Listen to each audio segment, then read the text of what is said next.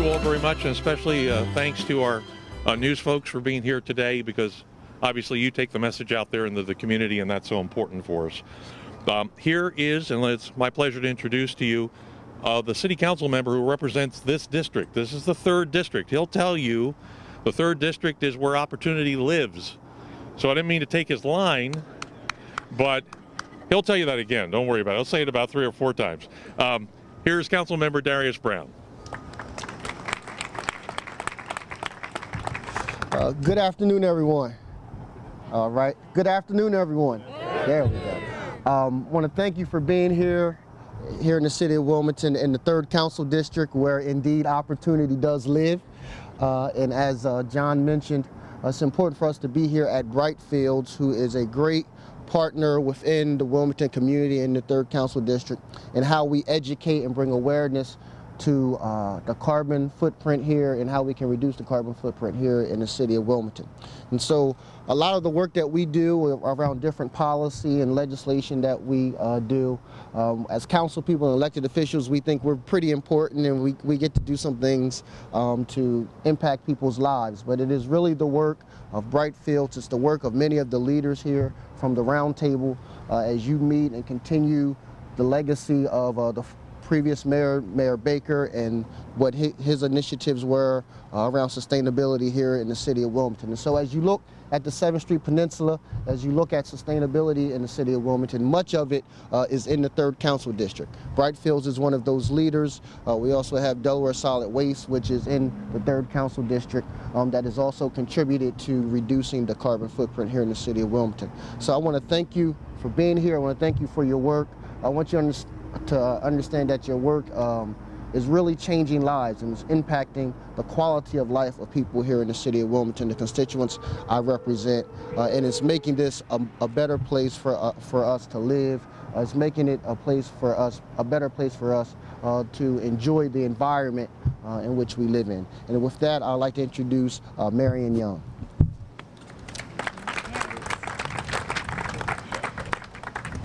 Thank you, Darius. So as president of BrightFields, my background is in science.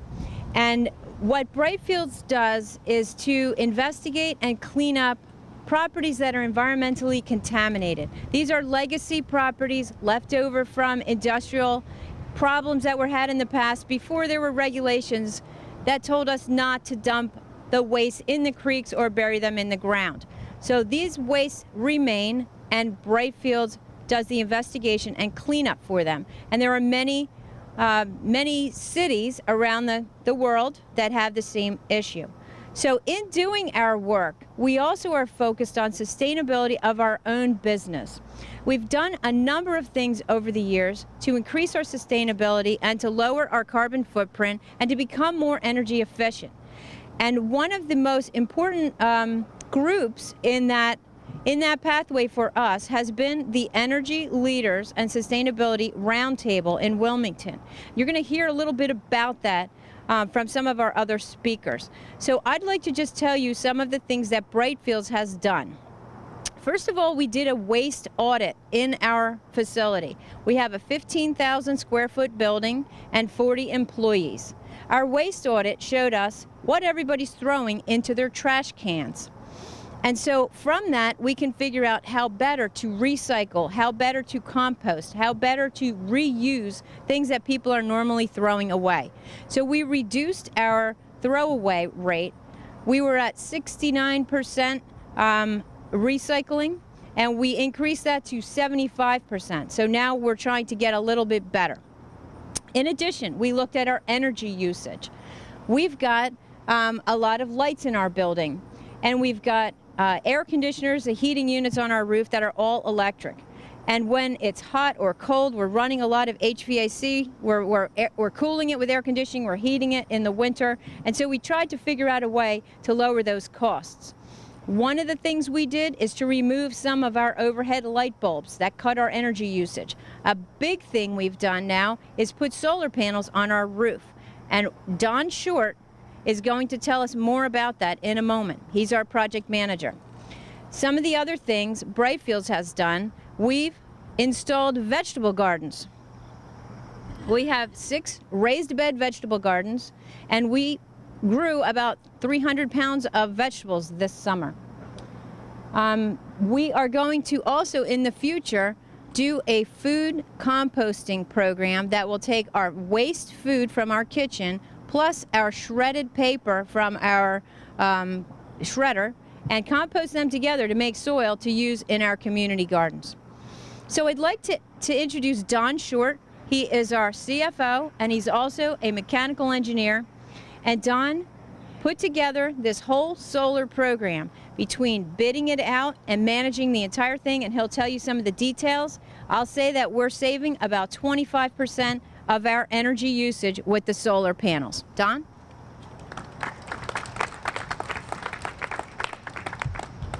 Thank you, Marion. Okay, all together now. Come on, sun. And over there behind Mark is a meter that's going to tell you we've created something like 7,000 kilowatt hours of solar energy so far since we turned on the system in late August. But I'd like to talk about 2 different things: how we worked up to this point in terms of the solar installation and the benefits to be reaped from our installation. The thought came to us in 2009 or 2010, and we structured a request for proposal, an RFP, which went out to something like 7 different solar companies, solar installers. We received all kinds of proposals back, different kinds, even a cylindrical panel to go up on the roof, cylindrical panels, and we would have had to have painted the roof. So different sizes, different weights, different things, and we zeroed in at that point on KW Solar. And there's 2 representatives from KW Solar here today, Bob Weado and Dale Wolf. And it all went in the back burner due to the Great Recession. We couldn't imagine ever doing it after that. But over the intervening years, Marion and her involvement with the Energy and Sustainability Leaders Roundtable reignited our interest and enthusiasm in it, and we were looking for a best value solar installation. Best results in terms of solar generation versus lowest cost net overall. We reconnected with KW Solar, and through them with United Electric and Nickel Electric. Solar panels over that intervening 4 or 5 years went down dramatically, the cost of solar panels, and the efficiency went up dramatically.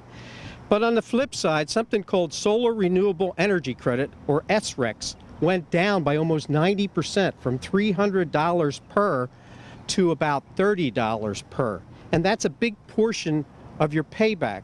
This is the value that we would give to the likes of Delmarva for a portion of their energy being created by renewable solar systems, or any kind of renewable system. We studied all kinds of alternative designs, and we even looked at one over the parking lot. It would have been quite expensive due to the superstructure, but we looked at it. We looked at different sizes on the roof. We zeroed in on a 49 kW, that's 49,000 watts. That's enough energy created at peak overhead sun, which is just about now if the sun were out, to power about 820 60-watt light bulbs simultaneously. We performed some roof loading studies. It turned out the system was about 5 pounds per square foot, and our roof can withstand 20, so plenty of margin of error. We applied for and were approved for a Delaware Green Energy Credit, which, when received, will reduce our system cost by about $24,000. We applied for and were approved for an interconnection agreement with Delmarva Power. So solar energy created in excess of our needs actually goes back through this last meter over here on the left to Delmarva, and we get a credit for it against our bill. We bid on a 20-year SREC contract. Remember how I said that had gone from 300 down to 30?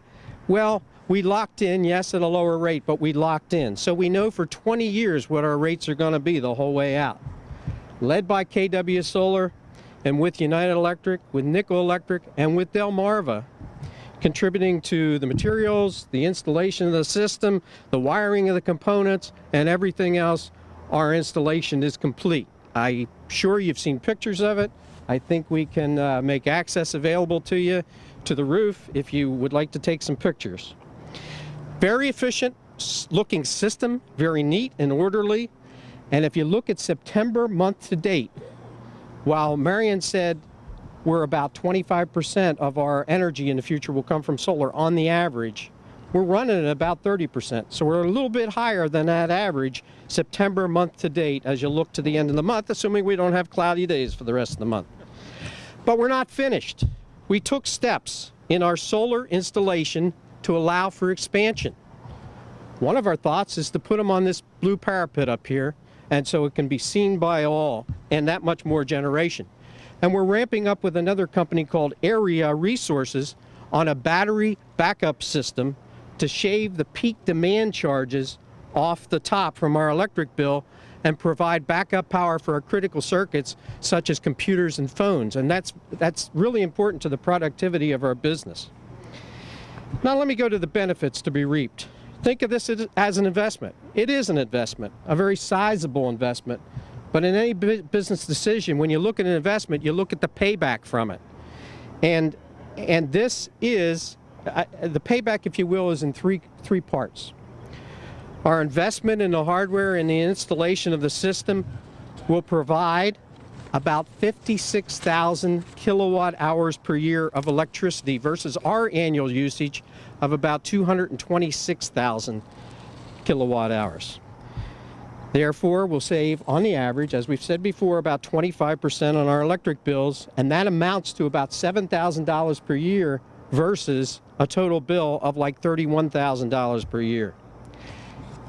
If you will, more importantly, it's an investment in our environment and future generations because it will eliminate the equivalent production, the emissions, of about 137,000 pounds per year of the greenhouse gas carbon dioxide instead of burning fossil fuels. It'll eliminate 865 pounds of sulfur dioxide, which is an EPA pollutant.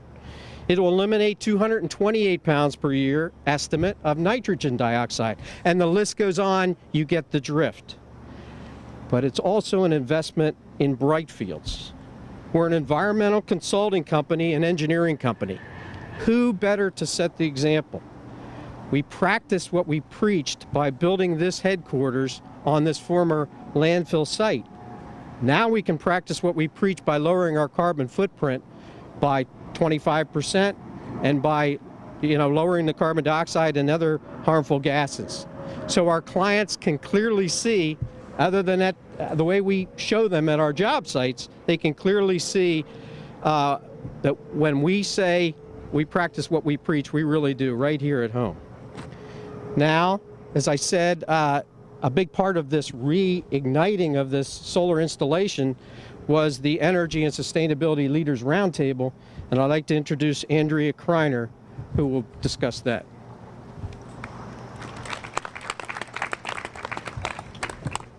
I said it earlier today, Don's a really tough act to follow. But I'm Andrea Kreiner. I'm the principal of A. Kreiner Company, and I have the pleasure of organizing and coordinating the Energy and Sustainability Leaders Roundtable. The roundtable was created back in June of 2012, so we're 3 years old now, to engage business in the development community, nonprofits, and government together in reducing members' energy use and minimizing everyone's environmental footprint, particularly everybody's carbon footprints. So what does the roundtable do? It's a membership organization, and it brings together businesses, as I said, businesses, nonprofit organizations, along with government, to talk to each other, but also to energy service providers about what they're doing to either reduce their energy use, minimize their waste generation, find beneficial use for their wastes, but also the challenges they're facing in what they're trying to do. The meetings bring together this roundtable discussion period and also educational presentations. Recent presentations we've had have been on building commissioning and recommissioning. What are the benefits? What are the things people have to go through to get a LEED building? And electronic waste recycling. So why did businesses join the roundtable? For two different reasons. One are the benefits from the meetings themselves, but the biggest thing people tell me about is the linkages they make. You know, it's great to talk in the meetings, but it's the conversations that are had in the hallways and after the meetings that really make the most difference. So that's, in a nutshell, that's what the roundtable is. We cover a region ranging from around Philadelphia down through all of Delaware and Cecil County, Maryland. We have businesses from large corporations to smaller and medium-sized businesses like BrightFields. And with that, I will turn this over to a man who needs no introduction, Senator Harris McDowell, who's kind of the father of us looking at energy issues here in Delaware.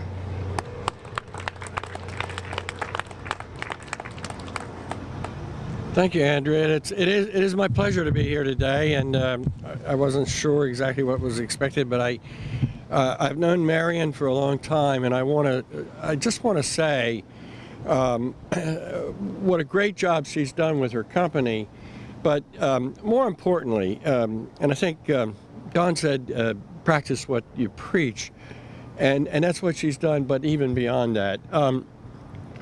Marion has all the skills in herself and her company to make a great living dealing with environmental damage and correcting it. She could just leave it there and do very well and build a company the way she's building a company. But she's gone beyond that. And she's realized that sustainability is what we have to get to in order to say that each generation has to stop leaving a major deficit environmentally for the next generation. The only way to stop that is not just to make corrections, but to really work towards a sustainable energy environmental economy. And that's what she is doing. She's not satisfied with just cleaning up. She's actually working to bring us to that point. We have a long way to go in that, but I'd like to report a little bit today about one of the organizations that's working towards that, the Delaware Sustainable Energy Utility. And I brought a chart with me that's sort of fresh off the press, and I couldn't find my flash drive, whatever, so I have it on paper. I think that shows my age, really. I still do things on paper. But I can report to you, according to these calculations that have recently been put together. Now, the Sustainable Energy Utility is responsible for assisting, providing a mechanism by which those people who wish to can engage in saving energy, reducing energy use, getting a better carbon footprint, and doing some other things. We've added to that an element of trying to mitigate the fluctuations that can occur in a fledgling industry like the solar photovoltaic industry. And so we've provided a mechanism that levelizes the market and prevents the peaks and valleys that have destroyed the market elsewhere. And those of you who've been around long enough, I'll try not to look at anybody, but you remember that we had a solar hot water market in the 70s and 80s, and that's exactly what it did. It went gangbusters for a little while, and then it just crashed because it got too high, got beyond its capabilities. And its promises were overinflated too. So I think we successfully prevented that. We have a fledgling but growing market in the solar photovoltaic field, and I think we can sustain that through the rec market and other things that the Sustainable Energy Utility has helped to produce. We also fund solar projects directly in our doing. We were responsible for funding the Dover Solar, which was at the time the largest solar installation east of the Mississippi.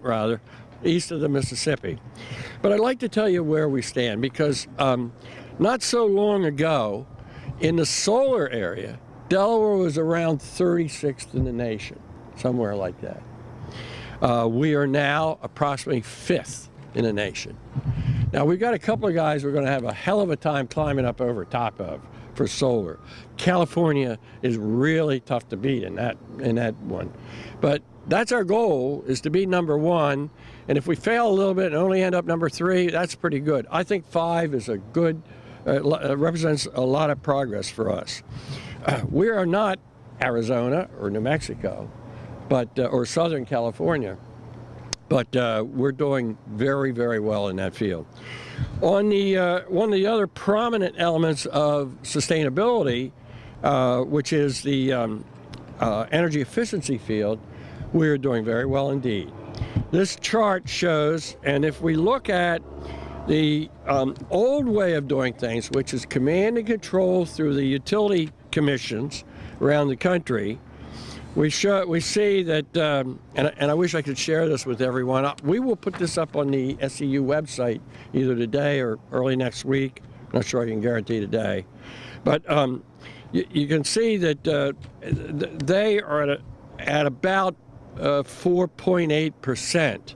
Now this is based on sales of energy. There's 2 basic ways to get apples to apples. There may be more, but there's 2 good ones to get apples to apples in the energy field.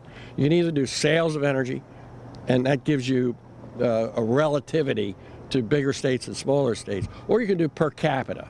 This is based on the sales of energy. So they're at about 4.8%. Delaware is at this moment at about 15.2% and of sustainability. And this is largely because of the SEU's ability to do so. In year 2011, we did something that had not been done before and actually hasn't been duplicated. We were able to go to the New York bond market and convince private investors that they could successfully invest in other people saving energy, that they could pay for the value of saved energy, and the bonds paid off by the savings. Now that was it sounds simple, but it was a sharp trick to perform, but we did it. We're intending to do it again. I hope to have 50. We did $72 million bond issue in that August of 2011. The bonds sold out in oversubscribed in a half an hour. They came in at just over 3.5% interest. Bondholders are terrific. It provides for all the savings to pay off the bonds across 20 years. So, and these savings, these energy savings, are guaranteed by the contracts, so that the building owners never have to pay, even if the savings don't show up. The ESCOs guarantee with their corporate holdings that they will make sure those savings occur, those energy savings. Of course, with the energy savings, there are environmental savings, and I could give you a big number of the carbon, CO2 reduced, but I'm not going to do that today.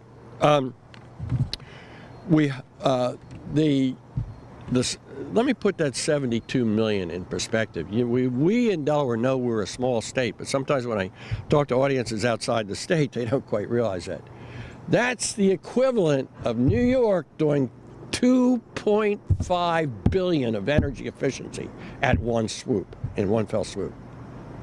Nobody else has touched that number.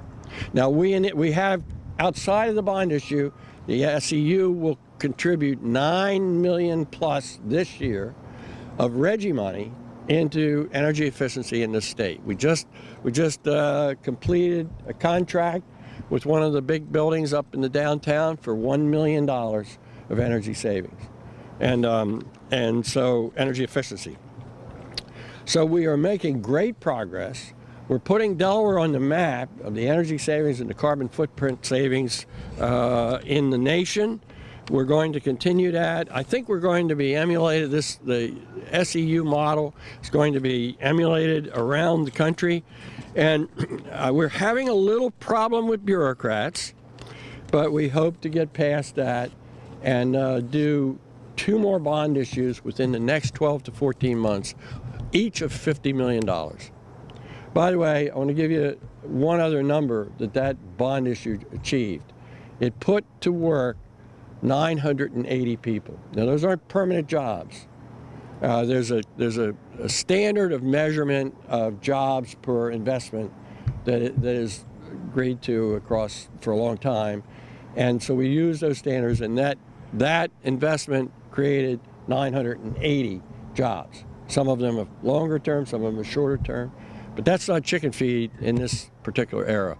So I want to thank your opportunity to speak here today. I want to thank Marion for everything she's done and continuing on. And BrightFields is one of our bright fields. Thank you.